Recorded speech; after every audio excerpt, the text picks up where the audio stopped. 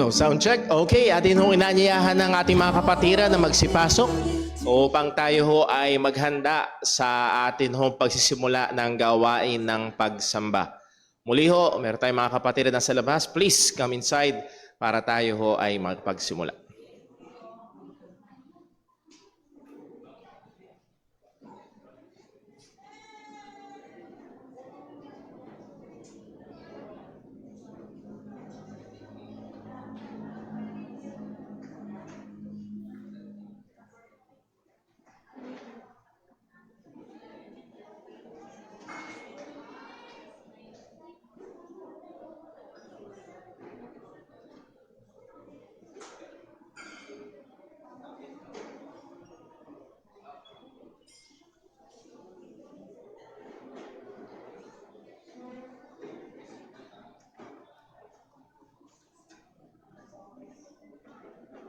Okay, purihin po ang pangalan ng Panginoon. Muli ho, magandang umaga sa bawat isa. Welcome po sa Sunday Worship Service. This is the Jesus Christ Baptist Church with the welcome din natin ng ating mga kasama online. At tayo ho, bago tayo magsimula sa ating gawain ng pagsamba, ilan ho mo ng mga announcements and reminders. Una, ay belated happy birthday. Hindi natin siya kasama ngayon. Siya ay nasa medyo malayo-layong lugar. Pero belated happy birthday kahapon kay Brother Patrick. Brother Patrick, belated happy birthday. At I believe kasama niya yata ang family niya. No? At sabi naman niya sa akin kayo ng umaga ay meron silang nakitang church doon sa lugar na kanilang pinuntahan and they will be attending that. Purihin ng Diyos. And then also, ay magba-birthday ho sa March 7. Ang pinakamagandang babae sa buhay ni Brother Michael, walang iba kung hindi si Sister Sally Hermia. Advance happy birthday po, Ate Sally. Salamat ho sa Panginoon. Wag na nating tanong kung ilang taon na, no ho? Hindi daw yata dapat tinatanong. Well, meron pa ho bang magbe-birthday ngayong linggo ng March? First week of March. First week. Ano nakaraan? Parang meron yata sinasabi dito eh. Si Brother Jerome. Kailan, Brother Jerome? End of Okay, so end of birthday yata. Anyway, ay advance happy birthday po kay Ate Sally. Ilang hong mga announcements. As I've said ho kanina, magkaroon ho tayo ng problema sa mga frames ng ating Family Sunday. So yung iba ay wala pa ho. To follow next Sunday, so muli ho, ay kung sakaling wala, ay pasensya na ho. Ngayon, kung meron ho mga families na wala last Sunday or hindi kayo kumpleto last Sunday, pero kumpleto kayo ngayon, pwede ho kayo magpa-picture ngayon para ho mailagay ho o maisama ho natin. And then also, ang atin ho mga young people ay talagang mainit na sa preparasyon sa camp. At isa ho sa maitutulong natin sa kanila ay bumili tayo ng mga tinitinda nilang mga paninda ho dyan. Pero isa sa malaking tulong ay ang atin hong church garage sale. Yung hong iba nagdala na ng mga bagay na i-donate. I would like to encourage you na dalhin na ho. Next Sunday simula na. Pwede ho kayong magdala pa next Sunday. Pwede ho kayong magdala pa next Sunday. At kung meron kayong mga questions about that, let me know or si Brother Daryl. Pero lahat ho ng mapagbebentahan sa ukay-ukay ho na yan or garage sale ay dediretso sa pondo ng ating mga young people. And I'm always reminding yung mga kabataan natin, yun lang nakikipag-participate ang makikinabang doon sa mga pondo na mareraise. So please, kung gusto nyo ho makipag-participate, ay una, sumama kayo sa mga Young People's Fellowship, sa Joy Fellowship, and then coordinate or ask Brother Daryl Velasco patungkol ho sa mga bagay ho na yan. Sigurado ay may maya-aside po. And then next Sunday, March 10, Couples Fellowship. Sa mga mag-asawa, in-encourage po namin kayo na bumalik tayo ng second service after ng prayer meeting. Kakaroon tayo ng Couples Fellowship. Yan ho ay, yun hong, meron tayong mga venues, nakakatatlong venues na ako na kinokontak, puro hindi po pwede. So where I'm working out something na pwede natin magawa para maging a little bit extra special yung ating Couples Fellowship this coming Sunday. Pero ihanda nyo na ho, mga mag-asawa, 5 to 7 p.m. 5 to 7 p.m. At magdi-dinner ho tayo. Ayan, yun yung plano ho natin. So pag-pray ho natin yan at next Sunday po yan. For that, kailangan ko ho ng magsa-sign up. Sapagkat, syempre, bibilangin ho natin kung sino yung darating. So muli, paki-sign up ho. Maglalagay ho ng papers for sign up ho dyan sa likod mamaya. Kahit isang typewriting lang, lagyan lang ng For Couples Fellowship kung sino ho yung mga darating. At kung sakali kung meron tayong mga kapatiran online, kayo ho'y makakarating, let me know through a simple text message or message sa Facebook para ho maisulat po namin kayo. And then, next, sign up volunteers para ho sa darating na camp. Meron na lang hong 36 days bago dumating ang youth camp, April 8, 9, 10. Kailangan ho natin ng manpower ho dyan. Maglalagay din tayo ng sign up ho para dyan. Hindi kailangan 3 araw, kahit 1 araw lang, kahit kalahating araw lang. Or kung available kayo ng 2 o 3 araw, much welcome po yan para ho sa parating na youth camp. Sigurado na kailangan natin ng dagdag na manpower. And then para ho updated ho kayo sa ating church calendar, May 1. Ano po, May pa yan, mabilis lang ho yan. May 1, church outing. May 26, church anniversary. And between that, I believe May 12, Mother's Day. So magiging busy ho ang atin hong mga buwang susunod. At nawa ho, patuloy tayong maging updated, involved, mag-participate tayo. At kung meron hong mga tanong, kung Brother Paul, gusto ko mag-serve, gusto ko maglingkod, ano ba yung mga pwede ho kayo makipag-usap sa akin, si Brother Daryl, at iba pa natin mga kapatiran dyan, ay very much welcome po. Salamat ho sa mga nagbigay sa ating I Love My Church, yung mga nabagay na dito sa harapan. Kung meron gustong humabol, okay lang din po, welcome na welcome po. At nawa ho ay pagpalain tayo patuloy ng Panginoon. So those are our announcements and reminders. At nawa ho ay patuloy ho tayo na makiisa at maging involved sa atin ho mga gawain at programa dito sa JCBC para ho sa kalwalhatian ng Panginoon. Muntik ko makalimutan, we would like to welcome ang ating panauhin na imbitahan nila Brother Jusnel, Sister Marica, si Ate Jengjeng. Ate Jengjeng, pamangkin siya nino? Pamangkin ni?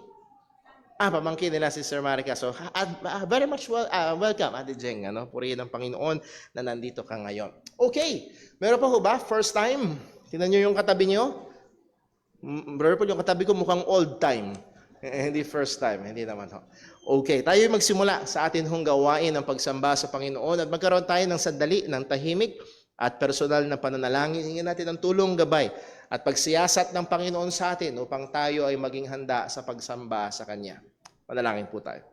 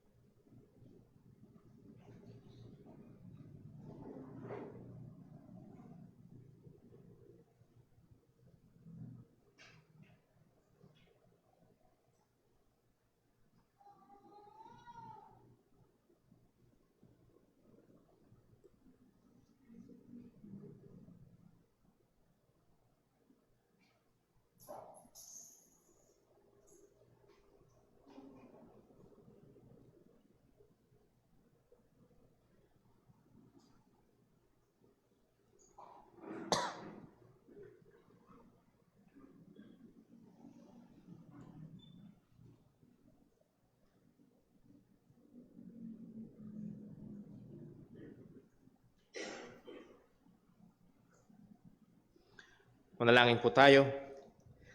Aming Amang Diyos, dakila, banal, maluwalhati, aming pinupuri ka, Panginoon. Sinasamba ka namin, tinataas namin ang iyong pangalan sapagkat ikaw at ikaw lamang ang karapat-dapat. Walang ibang katulad mo, O Diyos, na may lalang ng langit at lupa. At ikaw rin, O Diyos, ang nagbigay sa amin ng buhay, ng kalakasan, nagdisenyo sa amin, O Diyos. Gaya ng amin na pag-aralan kanina, kami ay nilikha mo sang-ayon sa iyong wangis. Lalaki at babae, Panginoon. At gayon din sa iyong walang hanggang karunungan, ikaw din ang nagbigay ng magkaibang disenyo at gampanin ng bawat isa. O Lord, nakakamangha, Panginoon, ang karunungan mo. Nakakamangha, O Diyos, ang kapangyarihan mo. At na hindi lamang iyon, Panginoon, sa kabila ng kaming mga pagkakasala laban sa iyo, narito pa rin ang katotohanan na minahal mo kami at binigay mo ang iyong bugtong na anak upang sa amin ay tumubos. Salamat, O Diyos, sa dakilang kaligtasan. Lalo na sa amin, Panginoon, na ikaw na ang gumawa, nagbukas ng aming mga puso, ng aming mga mata. Pinanganak mo kaming muli sa pamamagitan ng banal na Espiritu. At kami ay inilapit mo kay Kristo at binigyan mo kami ng pananampalataya na aming kinaligtas. Salamat, O Diyos, sa dakilang kaligtasan. At tulungan mo kami, O Diyos, bilang mga mananampalataya, bilang iyong mga anak na lumakad sang-ayon sa iyong pagkatawag sa amin. Panginoon, patawad po sa aming mga pagkakasala laban sa iyo. Patawad, O Diyos, sa mga pagkakataon ng aming pamumuhay, pananalita at kaisipan ay hindi sang-ayon sa Ebanghelyo. Hindi sang-ayon sa kabanalan at hindi nagbibigay luwalhati sa iyong pangalan. Lord, ngayon sandaling ito, tulungan mo kami. Maliwanag ang iyong salita na ang kalooban mo, O Diyos, ay isang pagsamba sa Espiritu at katotohanan. Lord, hindi panlabas ang iyong hinahanap, kundi Panginoon, tunay na paghahain ng aming mga sarili bilang haing buhay, banal at kalugod-lugod sa iyong harapan. Panginoon, nalalahanin mo na kami ay gawa sa alikabok, marupok at maraming kahinaan. Ang daming umaagaw ng aming atensyon. Tulungan mo kami na maituon namin ang aming mga sarili sa iyo. Na sa aming pag-aawitan, ito'y pag-awit ng papuri sa iyo. Na sa aming pananalangin, ito, Panginoon, ay pananalangin sa iyo. Na sa aming pagkakaloob, O Diyos, ito'y pagkakaloob namin sa iyo. O Panginoon, sa pagbabasa ng iyong salita, paalala mo sa amin na hindi ito salita ng tao, kundi salita mo na sa amin na lumalang. Sa amin na tumubos. At sa pangangaral ng iyong salita, O Diyos, dalangin po namin ang iyong kapangyarihan ng siyang kumilos. Dahil hiwalay sa iyo, wala kaming magagawa. Hiwalay sa iyo, walang magagawa ang mga ngaral. Hiwalay sa iyo, walang magagawa ang mga nakikinig. Kaya, O Diyos, kami po ay desperadong nangangailangan ng iyong habag at biyaya. Tulungan mo kami. At gayon din, Panginoon, sangayon sa iyong salita, madalas kami bulag sa aming mga sariling karumihan. Ang dali naming makita ang puwing sa mata ng iba, pero madalas kaming bulag sa aming mga sariling kakapusan at kasalanan. Tulungan mo kaming makita ito, Panginoon, at bigyan mo kami, O Diyos, ng makadiyos na kalungkutan. Basagin mo ang aming mga puso dahil sa kasalanan. Sa kasalanan nakatahan sa amin. At makita namin, O Diyos, kung gaano kami karumi, kung gaano kami kahina at kakulang. Lord, dalin mo kami kay Kristo, sapagkat sa Kanya lamang may paghuhugas ng kasalanan. Sa Kanya lamang meron kaming kalakasan, at kay Kristo kami ay kumpleto. Salamat, Panginoon, tulungan mo kami. At nawa sa buong gawain na ito, tunay ikaw ang maluwalhati at maitaas. Dalangin namin ito sa ngalan ng aming Panginoong Hesukristo. Amen. Gusto po tayong lahat at tayo po'y umawit sa Panginoon.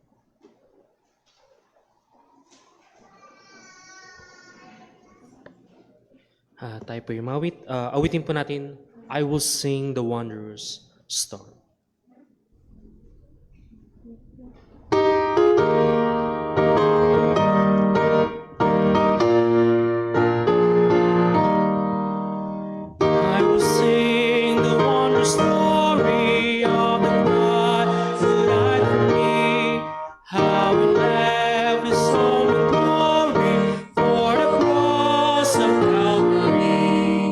Yes, I've seen a wondrous story.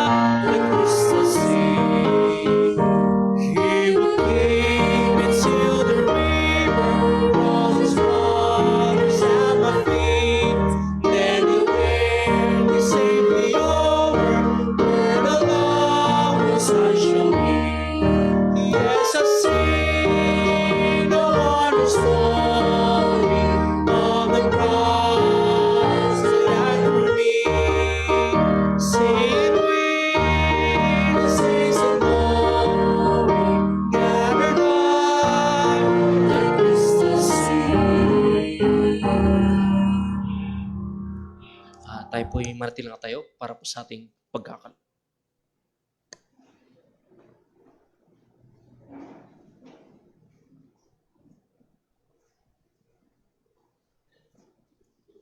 Purihin po ang ating Panginoon. Para po sa pagbasa ng mga talatang basihan sa ating pagkakaloob, atin pong basahin ang 2 Corinthians chapter 9 verse 6 hanggang 8 sa Tagalog. Ready? Read.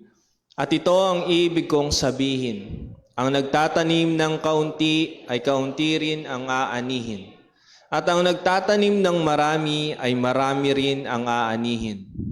Ang bawat isa ay magbigay ayon sa ipinasya ng kanyang puso, hindi nang hihinayang o napipilitan lamang, sapagkat iniibig ng Diyos ang masayang nagbibigay. Kaya ng Diyos na pagkalooban kayo ng masaganang pagpapala sa lahat ng bagay, upang maging masagana kayo sa lahat ng uri ng mabuting gawa, habang pinupunan ang lahat ng inyong mga pangangailangan sa tuwina. Pagpalain po ng Diyos ang pagbabasa ng kanyang mga salita. Tayo po ay manalangin. O aming Ama sa langit, aming Diyos na makapangyarihan, banal at kapuri-puri sa lahat, O Diyos, kami patuloy na nagsasamba sa iyo. Patuloy naming itinataas ang dakilang pangalan, Panginoon. At sa pangalan ng aming Panginoong Hesus kami naligtas, Panginoon, bagamat kami makasalanan. Maraming salamat, O Diyos, sa dakila mong biyayang ito, Panginoon. At kalakip nito, O Diyos, ang mga pagpapala mo sa amin sa araw-araw, Panginoon, sa pagpupuna ng aming mga pangailangan sa tuwina, Panginoon. Maraming salamat po, O Diyos. At bilang aming pasasalamat, Panginoon, aming aalayan ka, Panginoon, ng mga bagay na ikaw rin naman ang nagbigay, Panginoon. Bigyan mo kami, O Diyos, ng puso na tunay ngang nagagalak sa pagbibigay sa iyo, sa pag-aalay sa iyo, at tunay na nagsasamba sa iyo, Panginoon. Iwaglit mo sa amin, O Diyos, ang karumihan, Panginoon, ang kasamaan, Panginoon, dahil kami, O Diyos, ay haharap sa iyo, Panginoon. Nawa, O Diyos, maging mabong sa iyo ang aming pag-aalay sa iyo, Panginoon. Nawa, O Diyos, ang mga salaping malilikom sa umagang ito, Panginoon, ay nawa magamit sa pinakamainam na pamamaraan, Panginoon. Nawa, O Diyos, mas lalong sumigi pa ang ebanghelyo sa dakong ito, Panginoon. At nawa, O Diyos, mas lalo mong palaguin ang pananampalataya ng iyong mga anak, Panginoon, sa dakong ito. Nawa, O Diyos, magligtas ka po sa umagang ito, Panginoon. Mga wala pa sa pananampalataya, O Diyos, buksan mo ang kanilang mga puso. Nawa sila ay maligtas, Panginoon, manampalataya sa aming Panginoong Jesucristo. Lord, ang lahat ng aming gagawin sa maghapong ito, nawa, O Diyos, makapagbigay ng kaluwalhatian sa iyo. Sa iyo lamang ang papuri at pasalamat, Panginoon, sa pangalan ng aming Panginoong Hesus. Amen.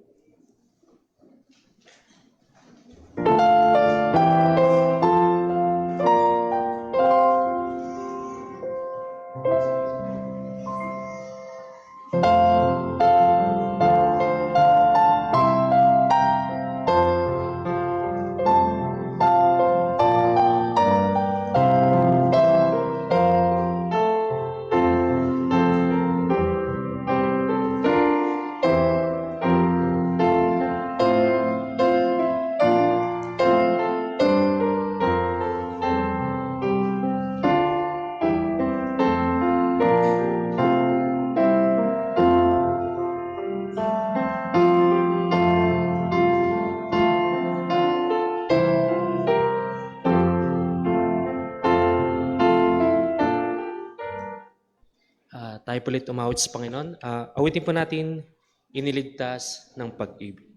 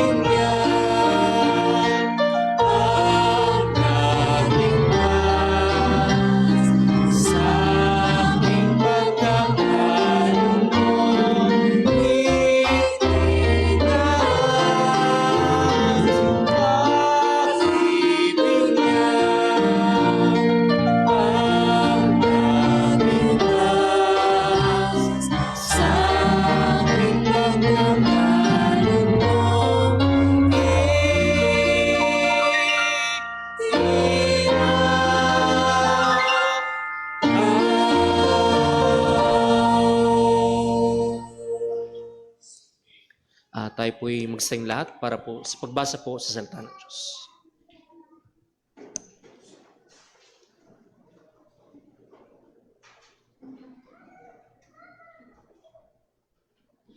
Magandang umaga po mga kapatid, purihin ng Panginoon. Sumati nawa ang kapayapaan at habag ng Diyos para po sa pagbasa ng kanyang mga salita mula po sa Aklat ng Roma, Kapitulo 10, talatang 1 hanggang 10. Sabay-sabay po nating basahin. Talatang 1, ready, read. Mga kapatid, hangarin ang aking puso at dalangin sa Diyos na maligtas ang sambayanang Israel. Makapagpapatunay ako na masigasig sila tungkol sa Diyos, subalit hindi ito ayon sa tamang pagkaunawa.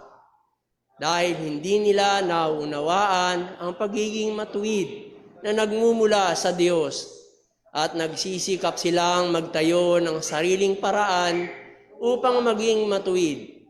Hindi sila nagpasakop sa paraan ng Diyos sa pagiging matuwid. Si Kristo ang katuparan ng kautusan upang maging matuwid ang bawat sumasampalataya sa Kanya. Ganito ang sinulat ni Moises tungkol sa pagiging matuwid batay sa kautusan.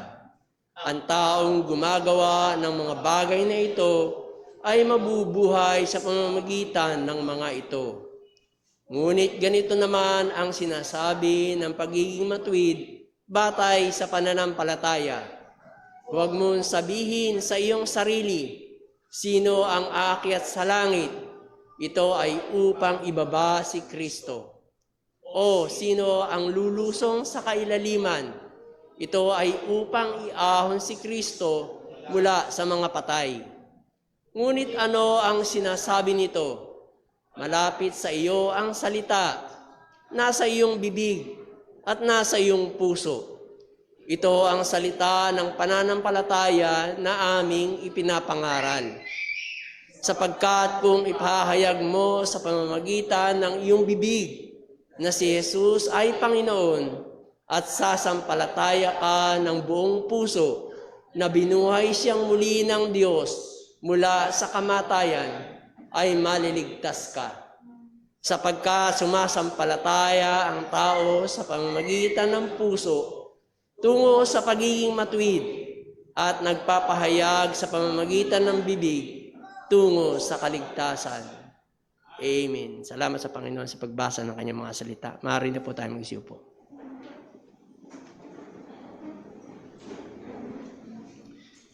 Tayo po'y dadako sa ating pag-aaral ng salita ng Panginoon. Ang isa ho sa mga aktibidad na inihahanda ng ating mga kabataan sa youth camp ay ang activity na tinatawag na Amazing Race. At kung kayo ho ay pamilyar dito, ito ho ay hango sa isang reality TV show with the same name, The Amazing Race. Minsan binibinyagan ng Kristiyanong pangalan, The Amazing Grace. Well, kung alam niyo ho ang TV show na yon, merong mga iba't ibang grupo or karaniwan mga couples or dalawang tao, magkaibigan, mag-asawa, magkasintahan or whatever, na sila ay lulunsad sa iba't ibang mga misyon sa iba't ibang mga lugar. At sa pagtungo nila sa iba't ibang mga lugar, minsan magbabarko sila, minsan mag-eroplano sila, at kung ano-ano, saan-saan sila pupunta sa isang bansa. Minsan tumatawid pa sila ng ibang bansa, ibang isla, and then kada lugar na kanilang pupuntahan ay meron silang mission na gagawin. It's either meron silang hahanapin, merong puzzle na ireresolba, at kung ano-ano pang mga pahirap at misyon. At ang punto, sino man mauuna na magawa ang mga misyon na yon, at sino ang pinaka mabilis na makarating sa finish line na magawa ang lahat ng misyon sang-ayon sa mga regulasyon, yun ang mananalo ng $1 million. Sa panahon natin ngayon, that's almost 55 million pesos. Siguro, pag binigyan tayo lahat ng pagkakataon, sinong gustong sumali? Higit sa namang ay susubukan ng bawat isa sa atin. Hindi ho madali. At yung iba ay sumusuko sa mga trials. At yung iba, kahit na natatapos nila, pero dahil sila ang nahuhuli, ay hindi sila nananalo. Well, kaya ko sinabi huyaan, mga kapatid, mga kaibigan, sapagkat pag atin hong inobserbahan ang mga relihiyon sa mundo, karamihan ho sa kanila, pagdating sa usapan ng kaligtasan or pagpunta sa paraiso or pagdating sa pakikipag-isa sa tinatawag nilang divine, to be one with the divine, ay walang iniwan sa parang amazing grace ang pinapagawa nila sa mga tao. Kailangan nilang gawin ang maraming mahirap na bagay, puntahan ng maraming mahirap na lugar, at sundin ang lahat ng mga regulasyon para sila magkamit ng papremyo o manalo. Mga kapatid, mga kaibigan, nais kong sabihin sa atin ngayong umaga, na ang katotohanan sangayon sa Biblia na ang kaligtasan ay hindi nakatago, ito ay nakahayag. Ang kaligtasan ay hindi malayo, ito ay malapit. At ang mensahe natin ngayong umaga ito, the salvation that is out of reach for all men has been made near by the saving work of Christ. Ang kaligtasan na hindi kayang abutin ng sinumang tao ay ginawang malapit sa pamamagitan ng pagliligtas na ginawa ng ating Panginoong Hesukristo. Tayo ho muna ay manalangin. Panginoon Diyos, sa aming Ama sa langit, sa aming mga sarili wala kaming magagawa. Sa aming mga sarili ang lahat ng ito ay mananatiling dilim. At liban o Diyos na kahabagan mo kami. Liban o Diyos na buksan mo ang aming mga mata. Liban o Diyos na ikaw ang kumilos sa amin, Panginoon, ang lahat ng ito ay mawawalan ng halaga. O tulungan mo kami na ibigay ang aming pansin sa iyong salita, sa iyong katotohanan. Ipaalala mo sa amin, O Diyos, na hindi ito salita ng tao, kundi salita mo. At lalo tigit, O Diyos, maawa at mahabag ka sa mga tao dito na wala pa sa tunay na pananampalataya kay Kristo. Wala pa silang katiyakan ng kaligtasan. Ngayon hindi pa nila alam pag dumating ang kamatayan kung saan sila pupunta. At maaaring narito sila, Panginoon, at patuloy pa rin na naghihirap at nagsusumikap sa kanilang sarili para magtamo ng kaligtasan. O Diyos, ang kaligtasan ay inilapit mo na. At kami ay nakikiusap sa biyaya mo. Ikaw ang magligtas ngayong umaga. Ikaw ang magpaalala sa amin kung gaano mo kami inibig at naging mabiyaya ka. At lahat ng ito ay mauwi sa kapurihan ng iyong dakilang pangalan. Dalangin namin ito sa ngalan ng aming Panginoong Hesukristo. Amen. Well, sangayon ho sa estima, ay merong kulang-kulang 4,000 iba't ibang mga relihiyon sa buong mundo. And syempre, yung iba dito ay halos negligible ang bilang, pero ang lahat ng mga relihiyon, basta naniniwala sa final destination in a sense, tawagin mang langit, paraiso, or as I've said, pakikipag-isa sa divine or pakikipag-isa sa mataas na kalalagyan, ay may doktrina o katuruan patungkol sa salvation o patungkol sa pagpunta sa paraiso. Kung hindi nyo nalalaman, ang Islam or ang mga Muslim ay nagtuturo na kailangan mong gawin ang tinatawag na 5 pillars para ikaw ay maligtas. Fasting, pilgrimage, giving of alms, prayer 5 times a day, at yuyukod ka kung saan nakadireksyon patungo sa Mecca, and confessing that Muhammad is the true prophet. You need to do that continually sa isang Muslim para ka maligtas. Sa Hinduism, sa mga Hindu, ang practice nila at idea nila ng salvation ay ang pag-eliminate ng anumang bagay na masama sa iyong buhay.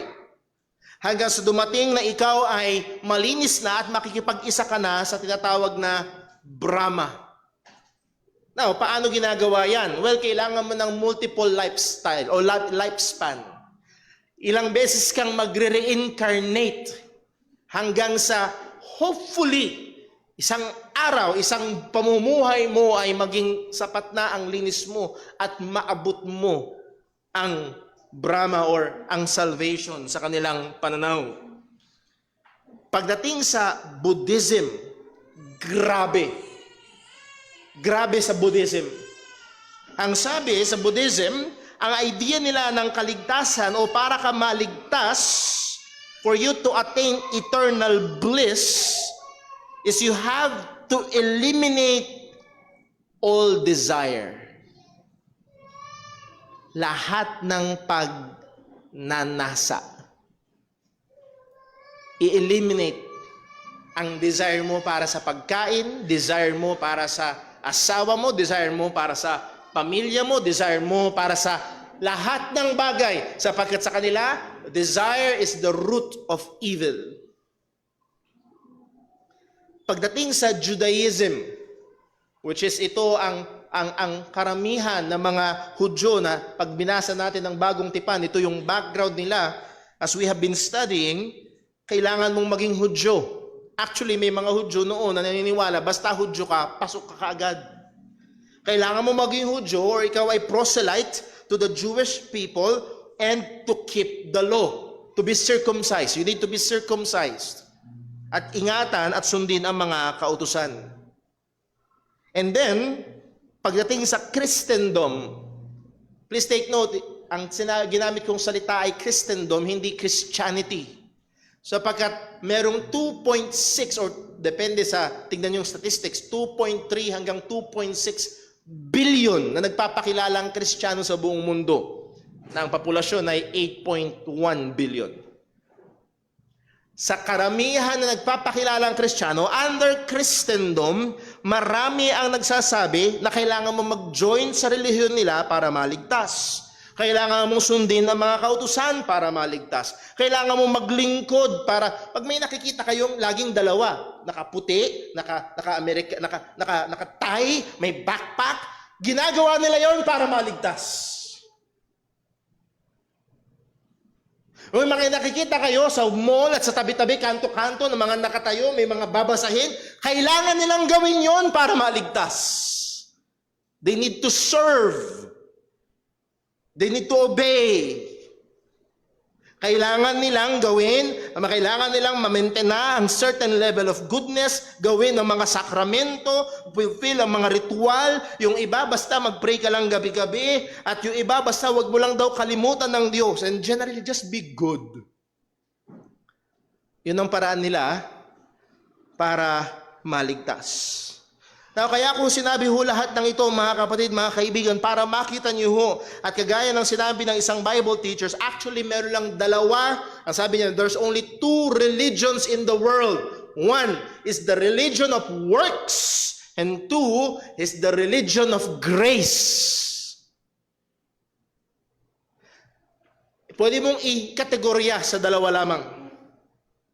Ang mga relihiyon na nagtuturo na para maligtas ka, may gagawin ka,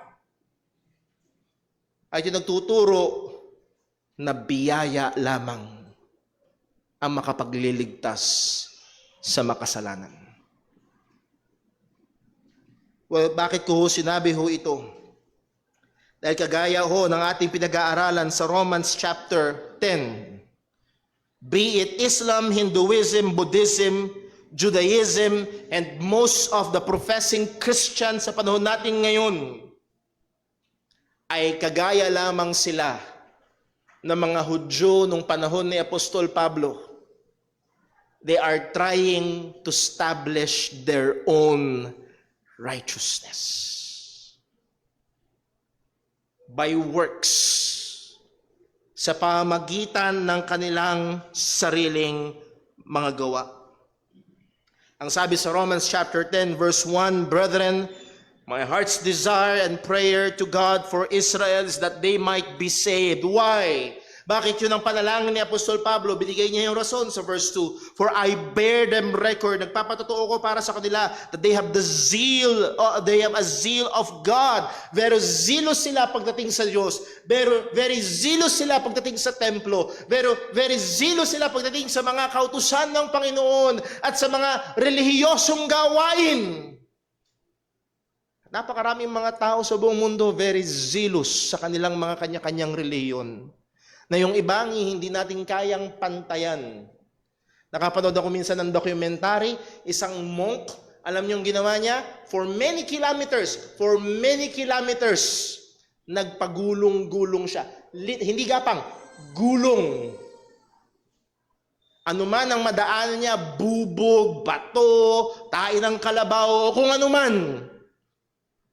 Lahat ng yun ay bahagi para siya maligtas.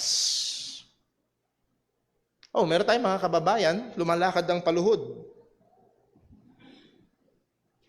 Meron tayong mga kababayan, nagpapasan ng krus hanggang sa Pampanga.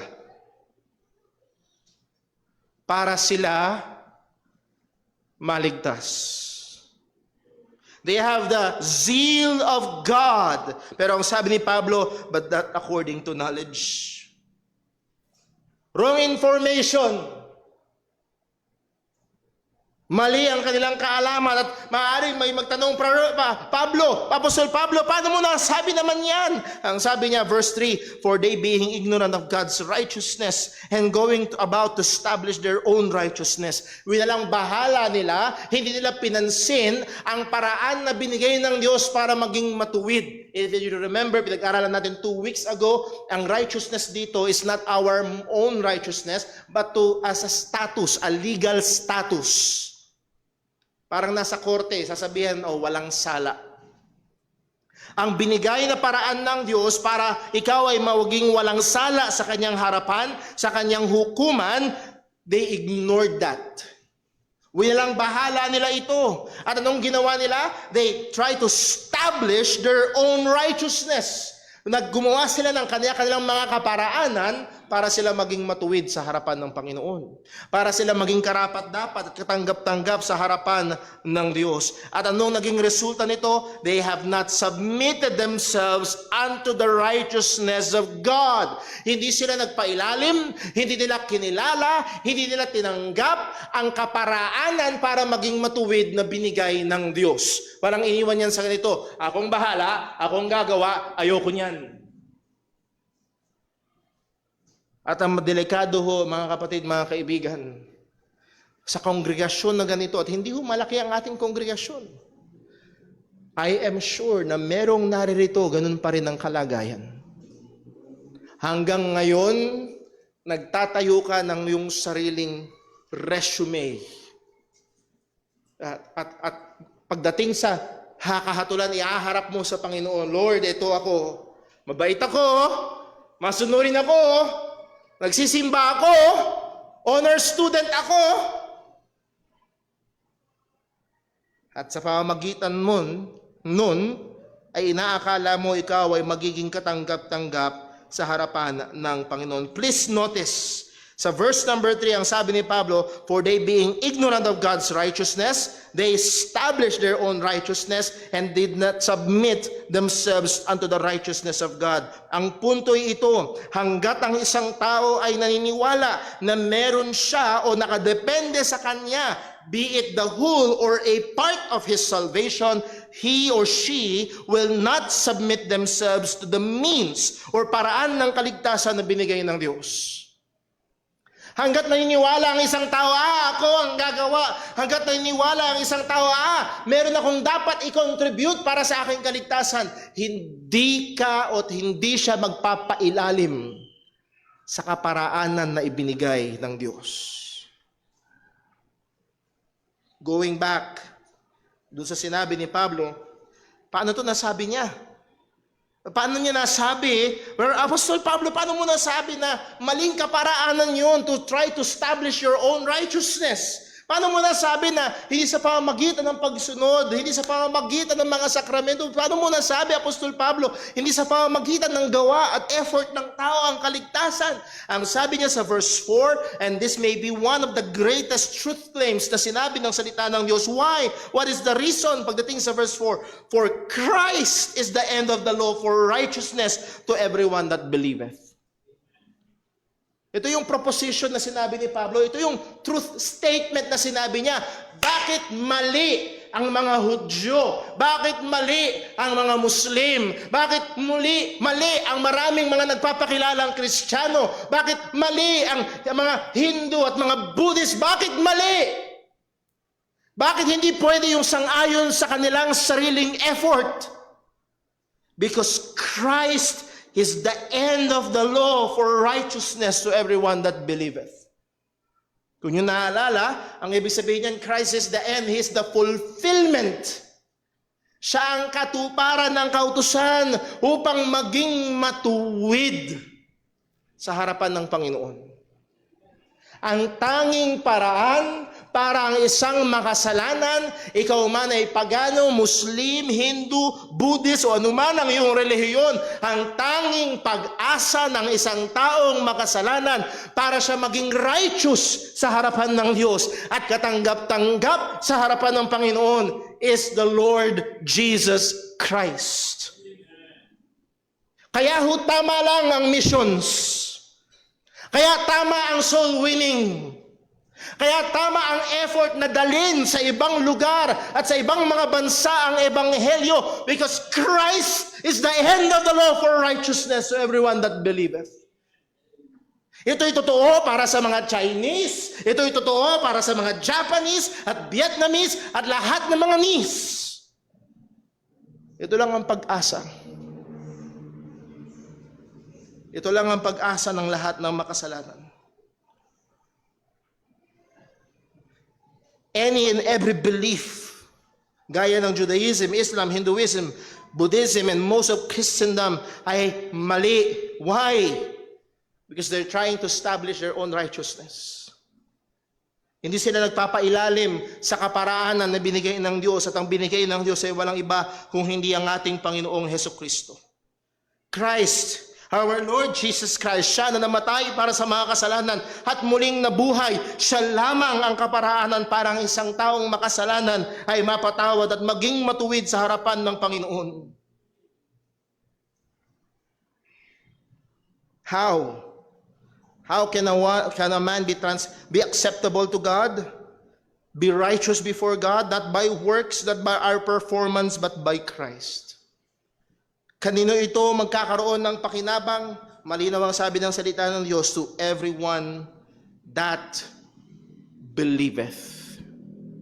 Sa bawat isa na sumasampalataya, sa bawat isa na tunay na inilagay ang kanilang pag-asa kay Hesukristo lamang, sa bawat isa na tunay na tumiwala sa ginawa ni Hesukristo lamang doon sa krus na nagbayad ng ating mga kasalanan at muling nabuhay. As Paul said sa Romans 1:16, "For I am not ashamed of the gospel of Christ, for it is the power of God unto salvation to everyone that believeth." To the Jew first and also to the Greek. Ito ang kapangyarihan ng Diyos para magligtas. Hudyo ka man o Hentil, ano man ang iyong relihiyon, saan ka man nakatira sa mundong ito, ang tanging paraan para ka maligtas ay ang ebanghelyo ni Kristo. Kahit narito ka ngayon, natingin mo sa iyong sarili, ikaw ay mabait na bata, hindi ka masyadong suwail sa iyong magulang. Minsan-minsan lang. Pero patungo ka pa rin sa impyerno kung wala ka kay Kristo. Ang sabi ng salita ng Diyos, pamilyar, John 3:16, "For God so loved the world that He gave His only begotten Son, that what? Whosoever believeth in Him." Sino mang sa Kanya ay sumasampalataya ay hindi mapapahamak kundi merong buhay na walang hanggan. Paano ito nasabi ni Pablo? Paano siya dumating sa kaisipan na ito lamang ang paraan at mali ang lahat? Mali ang paraan ng iba. At yan yung madalas na contention sa mga Kristiyano. Masyado kayong exclusive. Ibig sabihin mo, pag ang paniniwala ko ay hindi kagaya ng paniniwala mo, patungo kong impyerno? Wow, grabe ka naman. Sino ka para magsabing mali ako? Well, kaya pwede natin tanungin si Apostol Pablo, sino ka, Apostol Pablo, para sabihin mali ang mga Hudyo na nagsusumikap? Napaka-zealous nila. Ang sabi sa verse 5, 4, and again it connotes reason, bakit si Jesus lamang? For Moses describeth the righteousness which is of the law. Dinescribe ni Moses, kung susubukan mo maging matuwid at katanggap-tanggap sa harapan ng Diyos, maligtas sa pamamagitan ng pagsunod sa kautusan, sa pamamagitan ng sariling effort, ang sabi ni Moses, sabi ng lumang tipan, that the man which doeth those things shall what? Shall live by them. At again, pag binasa natin ito sa panahon natin ngayon, parang, so what? Ang equivalent ho niyaan at ang tamang pagkaunawa ho niyaan ay kailangan mong sundin ang lahat perpekto. Maaaring narito ka ngayon at sa pinaka-banal na araw ng buhay mo. Maaaring meron kang ganun. Brother Paul, merong isang araw na talagang iba ang pakiramdam ko, parang kulang na lang magkaroon ako ng halo. Para talaga akong anghel nung araw na yun, Brother Paul. Matindi! Feel na feel ko ang spiritual energy. Nasunod ko ang siyam sa 10 utos. Bagsak ka pa rin. At kailangan mong ulitin-ulit yun kinabukasan. At sa susunod na araw ulit. At sa susunod pa. At hindi pwedeng siyam, dapat 10, dapat lahat. Bakit? Ang sabi ni James, sa James 2 verse 10, for whosoever shall keep the whole law, kung yun ang paraan mo para maligtas, is keeping the whole law, and yet offend in one point is guilty of all. Nasunod mo yung siyam, bumagsak ka sa isa, bagsak ka sa lahat. Again, ang standard ng Diyos, 100%. Ang 99.9, bagsak. Ang sabi sa Romans 3 verse 23, here's the news. Kung ikaw ay naghihintay, dati naghihintay ng announcement sa dyaryo o sa radyo o saan man para noong nakaraan, yung patungkol sa mga teachers or sa nurse, naghihintay ka ng update online, refresh ka ng refresh, hinihintay mo makita yung pangalan mo doon. Baka pumasa ako! Baka pumasa ako! Ang sabi ng salita ng Diyos sa Romans 3:23, for all have sinned. Bagsak tayong lahat. Kaya ang conclusion, si Jesus lang talaga ang pag-asa. Hindi pwedeng, huwag mong subukan na idaanin sa iyong sariling katwiran dahil nagsisimula ka pa lamang, bagsak ka na. But in contrast to that, ng sabi ni Apostol Pablo, ang sabi ni Moses, ang sabi sa lumang tipan, kung susubukan mo maligtas by obeying the commandments, kailangan mong gawin ito tuloy-tuloy, perpekto, walang anumang palya. Pagdating sa verse number 5, in contrast to that, ang sabi ng salita, verse 6, ang sabi ni Apostol Pablo, but the righteousness which is of faith, ang katwiran sa pamagitan ng pananampalataya. Pananampalataya kanino? Kung babalik ka sa verse 4, kay Jesus Christ. Speak it on this wise.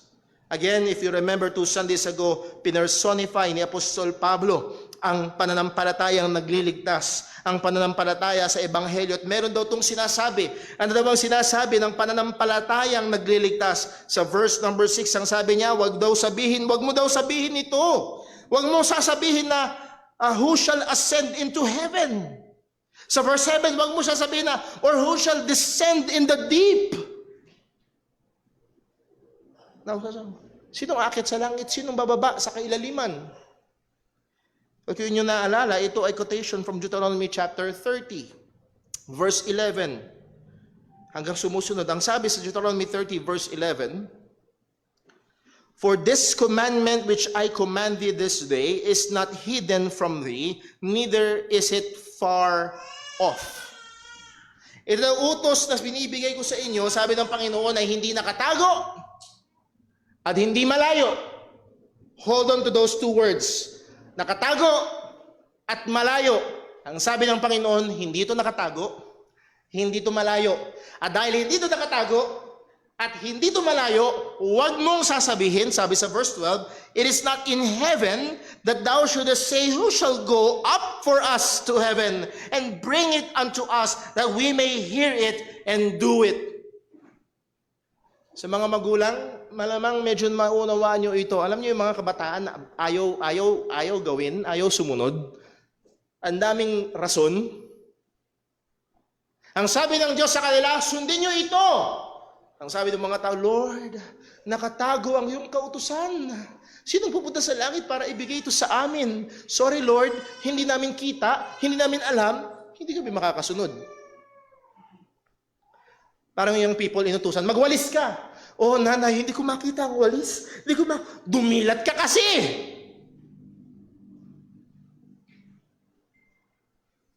And then sa verse number 13, ang sabi sa Deuteronomy 30, neither is beyond the sea that thou shouldest say, who shall go over the sea for us and bring it unto us that we may hear it and do it. Lord, gusto talaga namin sumunod eh. Gusto namin talagang gawin ang kalooban mo, kaya lang malayo, nakatago. Kaya hindi namin magawa. Nakuha niyo yung punto?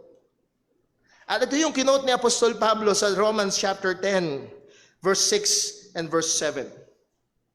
Ang sinasabi daw ng pananampalataya nagliligtas, huwag mong sabihin na ito ay nakatago at ito ay malayo. Yung paraan ng Diyos ng kaligtasan, nakatago at malayo, yun na lang gusto namin ang gagawin namin. Yun na lang paraan namin ang gagawin namin. Kasi yung paraan ng Diyos, it's hidden and it's far. So gagawin na lang namin yung paraan namin upang kami ay maligtas.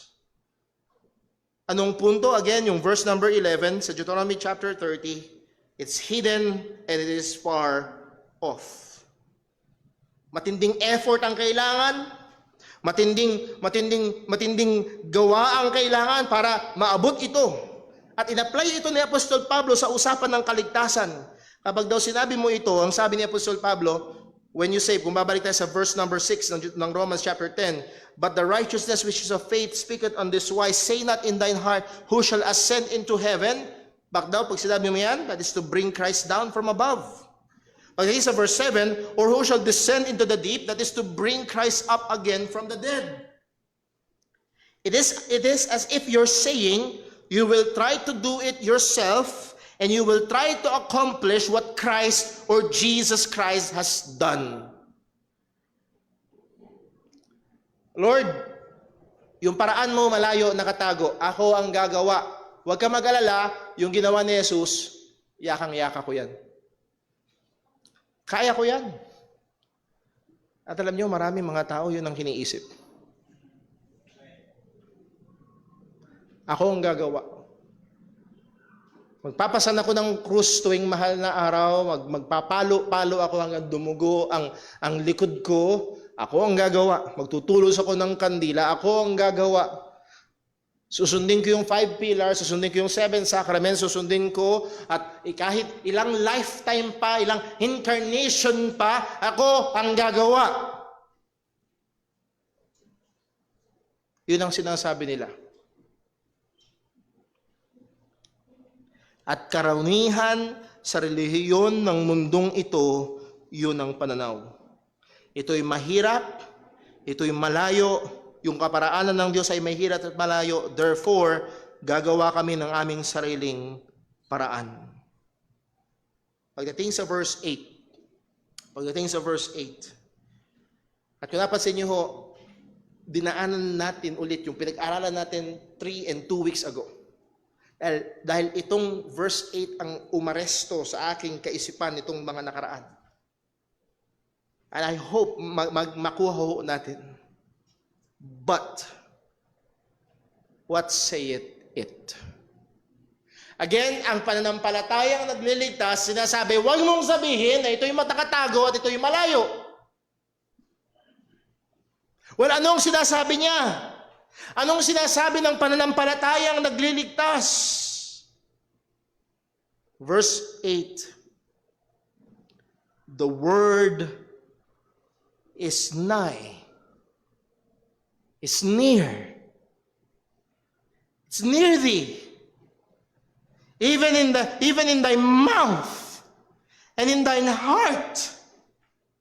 This is the word of faith which we preach. Ito ho yung kinote ni Apostol Pablo sa verse 14 ng Deuteronomy chapter 30. Ang sabi ng mga Hudyo patungkol sa pagsunod sa Diyos, Lord, ang nakatago ang kautusan mo, ang layo ng kautusan mo. Ang sabi sa kanila ng Panginoon, verse 14, but the word is nigh unto thee, in thy mouth and in thine heart. Bakit? Ang Diyos ang nagbigay sa kanila ng kautusan. Remember? Deuteronomy chapter 6, sinabi sa kanila ng Diyos, ang mga kautusan na ito, na ibigay ko sa inyo, shall be in thine heart. Ang sabi ng Panginoon kay Joshua, this book of the law shall not depart out of thy mouth. Alam ito ng mga Hudyo. Ito'y nasa bibig ninyo, ito'y nasa puso ninyo, that thou mayest do it. At ginamit ito ni Apostol Pablo para sa usapan ng kaligtasan, at ang sinasabi ng salita ng Diyos, ang kaligtasan ay hindi malayo, ang kaligtasan ay malapit. Ang kaligtasan na hindi tago, ang paraan para maging matuwid sa harapan ng Diyos ay nakalantad.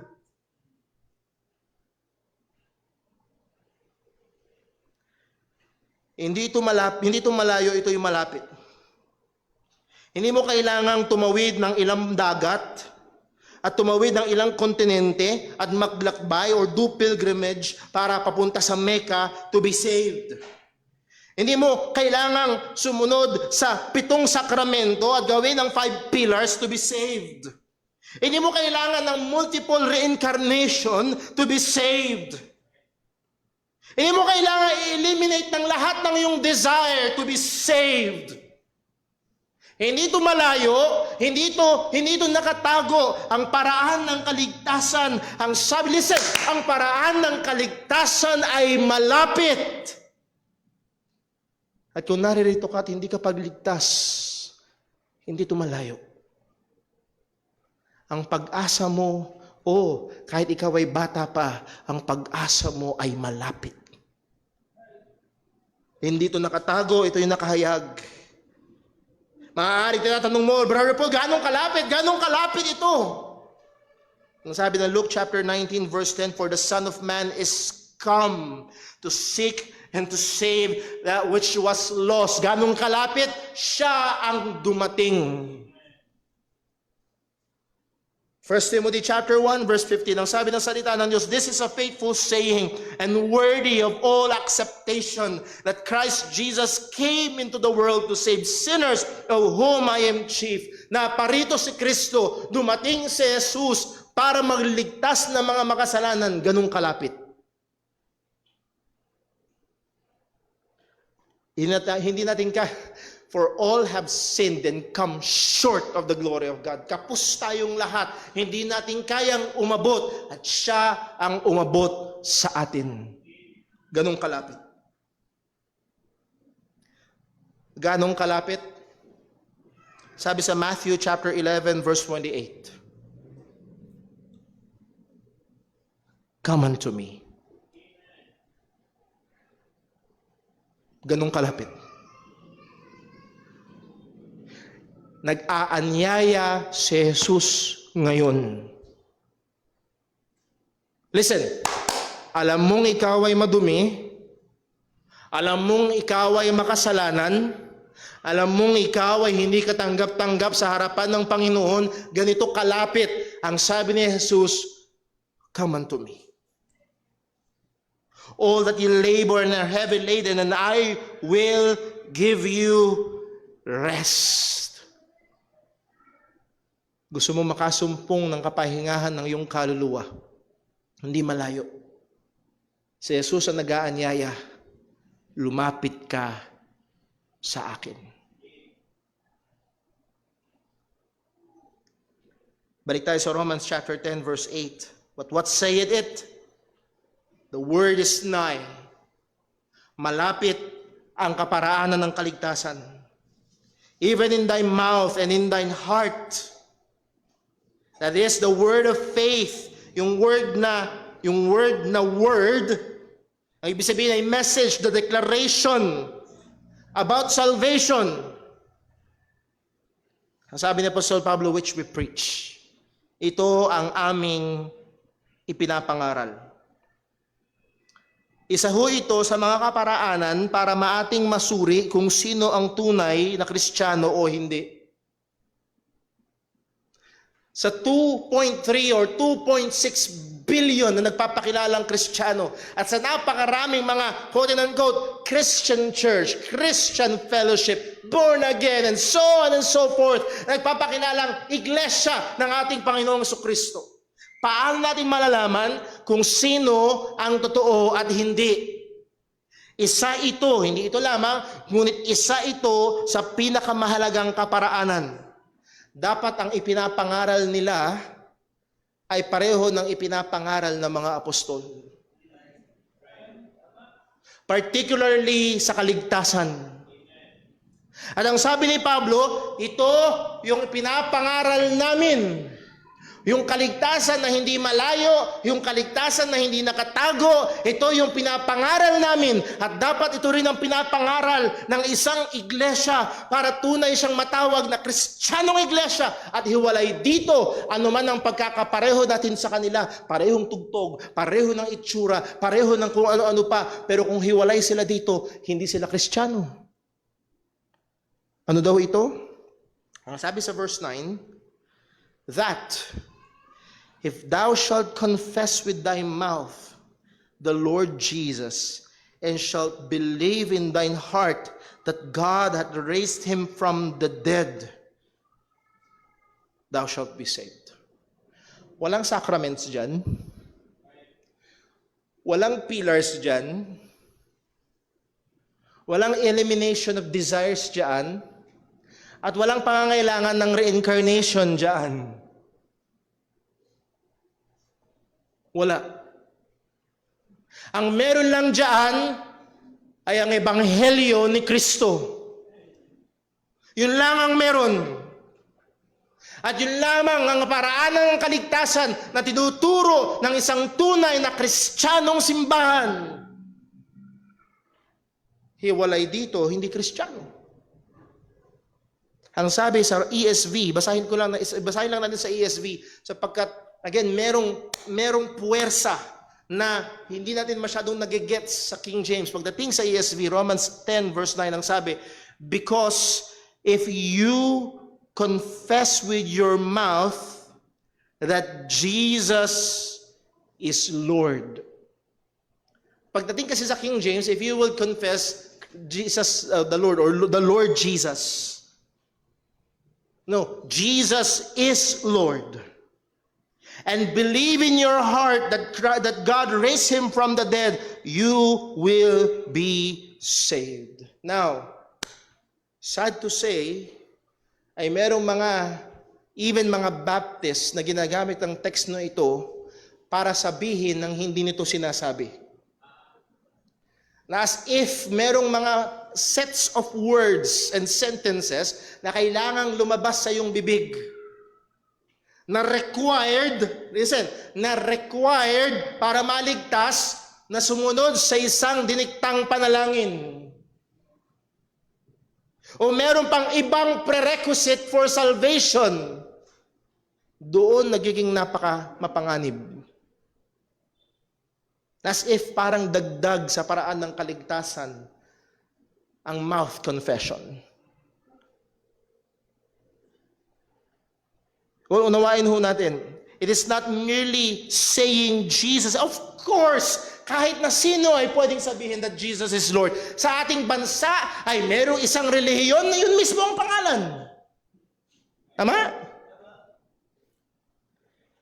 Pero gusto kong puntahan natin sa 1 Corinthians 12 verse 3. 1 Corinthians chapter 12 verse 3. At kailangan kong bilisan. Ang sabi sa 1 Corinthians 12 verse 3, wherefore I give you to understand that no man speaking by the Spirit of God calleth Jesus accursed. At ang punto ho natin na nasa second half, and that no man can say, listen, no man can say that Jesus is the Lord but by the Holy Ghost. Ang paraan lamang daw parang isang tao ay masabi niya na si Jesus nga ay Panginoon ay sa pamamagitan lamang ng banal na Espiritu. Ibig sabihin, nasa kanya ang banal na Espiritu. Ibig sabihin, kumilos na ang banal na Espiritu. Siya'y pinanganak na muli ng banal na Espiritu. That's why he can confess that Jesus Christ is Lord. But at the same time, ang sabi ni Jesus sa Matthew 7 verse 21, not everyone that saith unto me, Lord, Lord, shall enter into the kingdom of heaven, but he that doeth the will of my Father which is in heaven. Ang punto ho ay ganito para hindi magtagal. Yes, kaya tong sabihin ng kahit na sino. Kaya kong manipulahin ang buong kongregasyon na ito. Listen, kaya kong manipulahin ang buong kongregasyon na ito para lahat tayo ay sabay-sabay na magsabing, ready? 1, 2, 3. Jesus is Lord. Sasave ka na? No. Hindi porket lumalabas sa bibig. Hindi porket sumunod sa panalangin. Dahil hindi lahat ng tumatawag kay Kristo Panginoon ay papasok sa kaharian ng langit. Now, as we have said 2 Sundays ago, at magbibigay ako ng halimbawa para maunawaan natin. Sa panahon ni Apostol Pablo, merong dalawang kategorya. Kung hindi ka Hudyo, ikaw ay pagano. Kuha? At ang Hudyo at pagano, sa panahon na yon ay parehong umiikot ang buhay sa paniniwala na merong higher being. Ang Hudyo ay naniniwala na merong Diyos, ang Diyos ng Biblia. Ang mga pagano ay naniniwala na merong mga Diyos-Diyosan. Okay? At ang punto ito, ang kanilang buhay ay umiikot dito. Hindi mo pwedeng ihiwalay ang relihiyon sa pang-araw-araw na buhay. Hudyo ka man o pagano nung time na yon. Kuha? So imagine, ikaw ay Hudyo at sa libu-libong taon, ang pamilya mo at ang mga nauna kalululuhan mo pa at lahat ng kamag-anak mo ay walang palya na pumupunta sa templo at nag-aalay ng mga handog sa templo at sumusunod sa lahat ng seremonyas sa templo at nagbibigay ng hikapo sa templo at lahat ng offerings, sin offering, trespass offering at iba pang mga offering, ay ikaw at ang iyong pamilya. Pero narito, narinig mo ang ebanghelyo. At naniwala ka si Jesus ang kordero ng Diyos na nag-aalis ng mga kasalanan. Hindi na kailangan mag-alay sa templo. Hindi na kailangan ang tribe of Levi. Hindi na kailangan yung mga priest sa templo. Bakit meron ng high priest na namamagitan? Ang pangalan niya ay Jesus. At ngayon, kakatok sa kwarto mo ang iyong nanay o tatay at tatawagin ka, tara na anak, panahon na para mag-alay sa templo.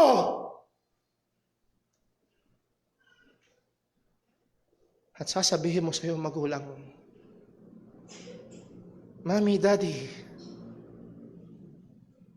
Jesus is Lord. Ibig sabihin, naniniwala ka na siya ay nagkatawang tao at naniniwala ka na yung ginawa niya sa krus ay sapat na pagliligtas para sa iyo. At hindi mo na kailangang gawin ang mga iba pang pag-aalay. Or baliktarin natin, ikaw ay pagano. At ikaw ay nabuhay sa paraan na ginagawa nyo yung mga pagsamba sa iba't ibang mga Diyos-Diyosan sa mga templo at meron kayong pestahan at dumarating yan taon-taon at kung ano-ano pa. At kagaya ng description na pag-aaral natin sa Book of Acts with Brother Daryl, merong mga templo na ang kanilang paraan ng pag-celebrate at pag-worship ay sa pamamagitan ng pag-commit ng mga immoral na mga bagay. At ngayon, tatawagin ka na ng pamilya mo, Anak! Panahon na para sumamba tayo kay Zeus. Panahon na para sumamba tayo kay Apollo. Kung kayo'y mangingisda, panahon na para sambahin natin si Poseidon. Sasabihin mo sa iyong magulang, No. Jesus is Lord. Naalala niyo ho yung sabi ni Jesus, hindi ako naparito para magdala ng kapayapaan kung hindi ng espada. At mismong sa loob ng pamilya magkakaroon ng pagkakahati-hati. Anong gagawin ng tatay? Naalala niyo ginawa ni Apostol, bago siya naligtas, bago naging mananampalataya ni Jesus si Apostol Pablo, naalala niyo ginawa niya sa mga kapwa niya Hudyo na nagsasabing Jesus is Lord? Di ba niya kinaladkad? Hindi ba niya pinakulong? Naalala niyo sa Lumang Tipan na mayroong 3 kaibigan si Daniel na hindi sumamba doon sa Diyos-Diyosan? Di ba sila tinapon sa apoy?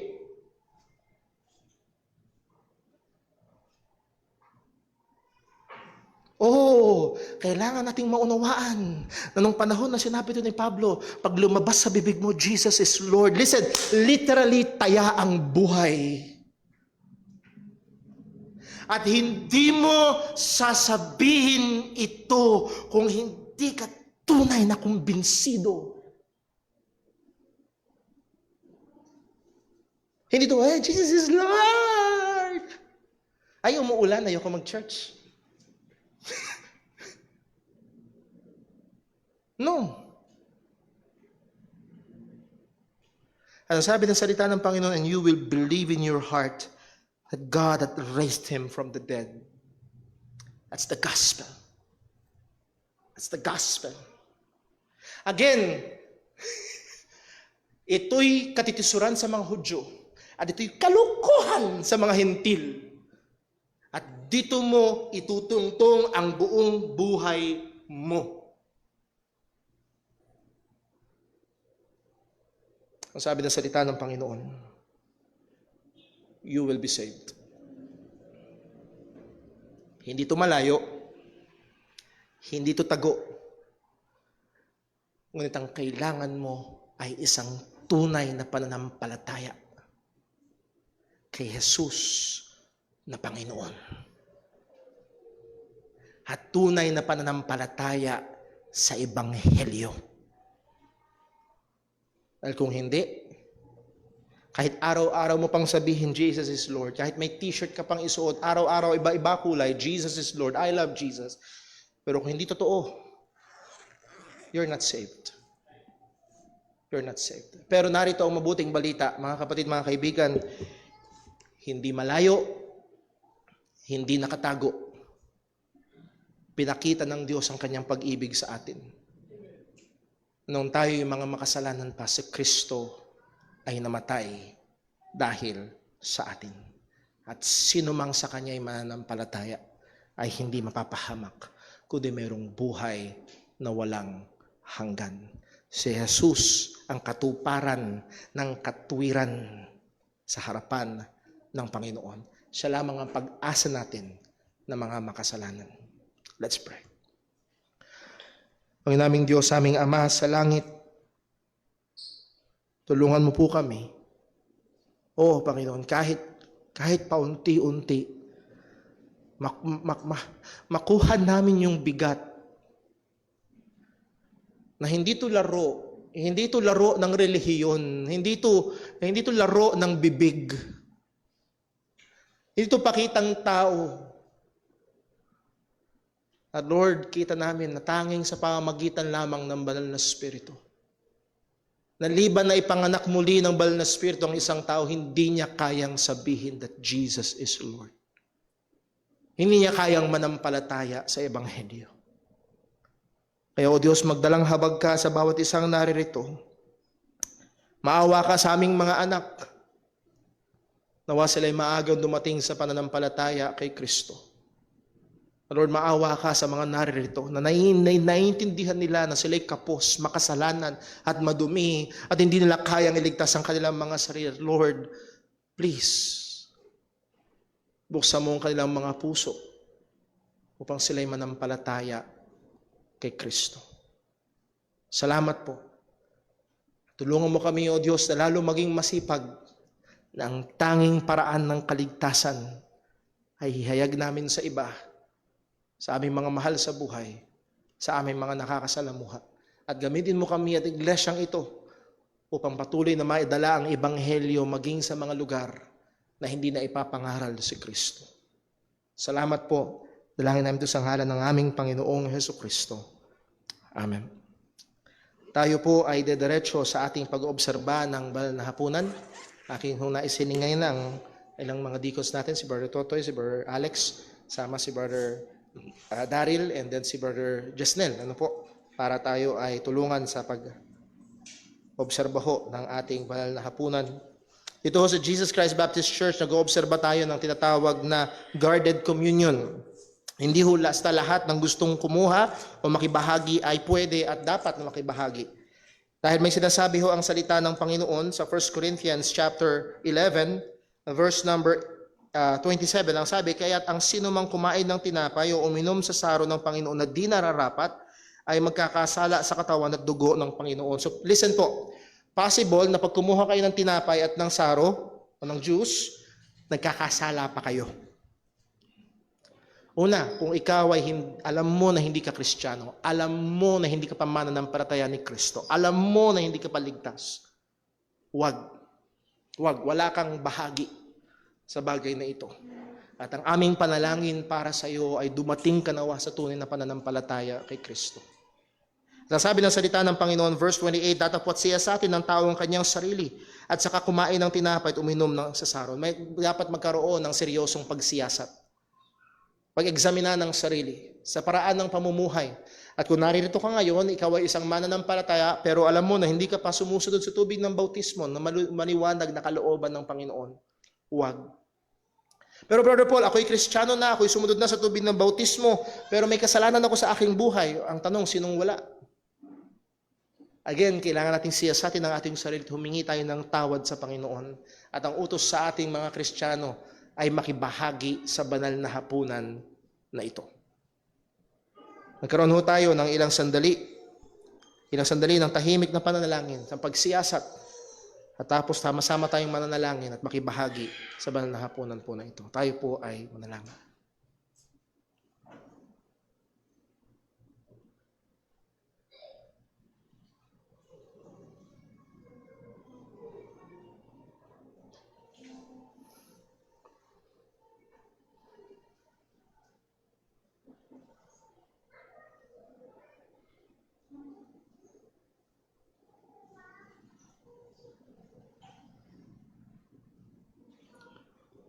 Manalangin po tayo. Panginoon Diyos, sa aming Ama sa langit, hindi kami karapat-dapat, pero kinahabagan mo kami at minahal mo kami at binigay mo yung bugtong na anak na siyang nagbayad sa krus ng aming mga kasalanan. Siya'y nabugbog dahil sa aming mga kasalanan. Siya'y nasugatan dahil sa aming mga pagsalansang. At ang parusa para sa aming kapayapaan, siya ang tumanggap. Panginoon, purihin ka. Purihin ka sa dakilang kaligtasan. Purihin ka sa dakilang pagmamahal. At nawa sa aming paggawa nito ngayon, ay tunay nga na alalahanin namin ang aming Panginoong Hesus na sa amin ay tumubos. Lalong magtulak sa amin sa paraan ng pamumuhay na karapat-dapat sa iyo. Lalo ito magtulak sa amin sa masigasig na pakikipaglaban sa kasalanan. Lalo ito magtulak sa amin sa pagbabahagi ng ebanghelyo sa iba. Patawad po, O Panginoon, sa lahat ng aming mga kasalanan. Hugasan mo kami at nawa maluwalhati ka sa gawain na ito ng pag-alaala kay Kristo. Sa ngalan ni Jesus pong aming dalangin. Amen.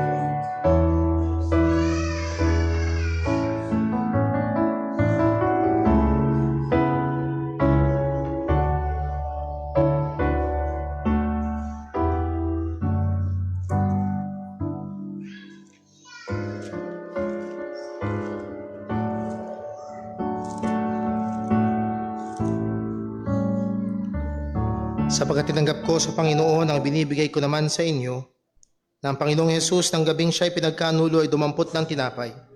At na siya'y makapagpasalamat ay kanyang pinagputol-putol at sinabi, ito'y aking katawan na pinagputol-putol dahil sa inyo.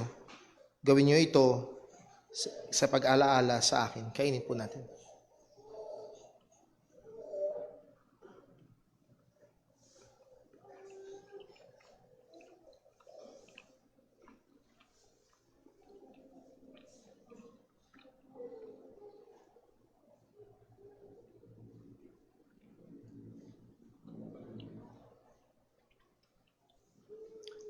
At gayon din naman ang hinawakan ng saro pagkatapos makahapon, na sinasabi ang sarong ito ay siyang bagong tipan sa aking dugo. Gawin niyo ito sa tuwing kayo magsisiinom sa pag-alaala sa akin, sapagkat sa tuwing kanin ninyo ang tinapay na ito at inumin ninyo ang saro, ay pinahayag ninyo ang pagkamatay ng Panginoon hanggang sa dumating siya. Inamin po natin. Dalangin po tayo. Pag naming Diyos, aming Ama sa langit, salamat po sa pagkakataon na gawin ang iyong iniutos sa amin, ang pag-aalaala sa aming Panginoong Kristo sa pamamagitan ng banal na komunyon. Panginoon, tulungan mo kami, mapaalala sa amin ang dakilang pagmamahal at biyaya. Ay gayon din, Panginoon, tulungan mo kami na ito'y maging lakas namin upang lumakad na naaayon sa iyong pagkatawag sa amin. O Panginoon, tulungan mo kami na tumingin sa mga bagay sa itaas. Paalala mo sa amin ang dakilang pag-asa namin, O Diyos, ay hindi ang mundong ito, kundi ang pagbabalik ng aming Panginoong Hesukristo. Salamat po sa sinabi mo at pangako mo na sa dakong langit ay meron kang inihanda na aming kalalagyan. Isang araw, ang may kamatayan ay papalitan mo ng walang kamatayan. Ang may kasiraan ay papalitan mo ng walang kasiraan. Salamat sa mga totoong pangako na ito. Anawa sa mga katotohanan ito ay patuloy mo kaming masumpungan na lumalakad sa biyaya mo. Dalangin namin itong lahat sa pangalan ng aming Panginoong Hesukristo. Amen. So, tayo tayong lahat at awitin natin ang ating pangwakas na awit.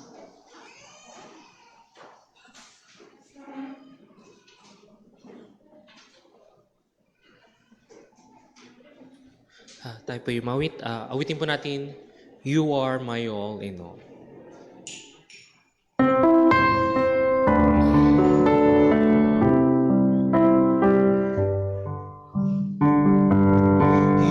My strength when I am weak, you are the treasure that I seek. You are my all in all.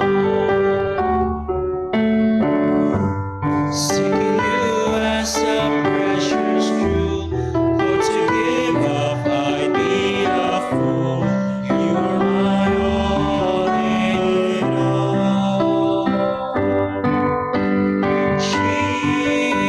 Jesus, Lamb of God, worthy is your name.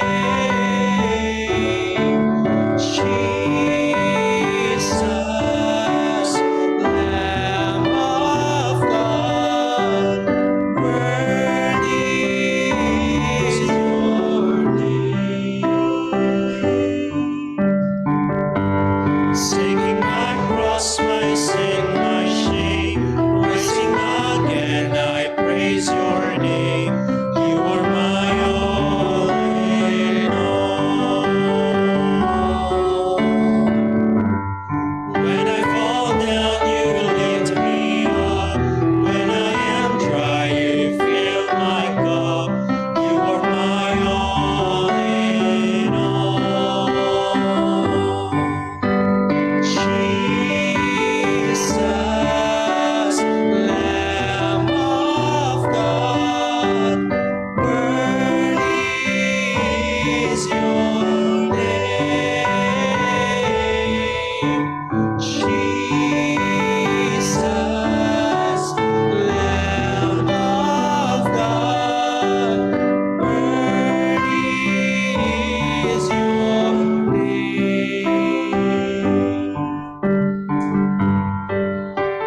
Purito ang Panginoon, salamat po sa bawat isang mga naririto, maging sa ating mga kasama online at muli encourage ko ang bawat isa na balikan natin ang mga salita ng Diyos at patuloy na pagbulay-bulayan ang lahat ng ating mga napag-aralan. At sa ating paghiwa-hiwalay, nawa ang biyaya ng ating Panginoong, ang pagmamahal ng ating Panginoong Hesukristo at ang kapangyarihan ng Banal na Espiritu sa bawat isa sa atin, patuloy tayong lumakad sang-ayon sa pagkatawag ng Panginoon sa atin. God bless po. Magandang tanghali. We are now dismissed. Reminder po, 2:00 ang atin hong second service. And then next week po, March 10, meron ng Couples Fellowship. Please sign up po sa ating mga couples. God bless po. Hello. Mga YP, saglit. Gather lang tayo saglit, mga YP.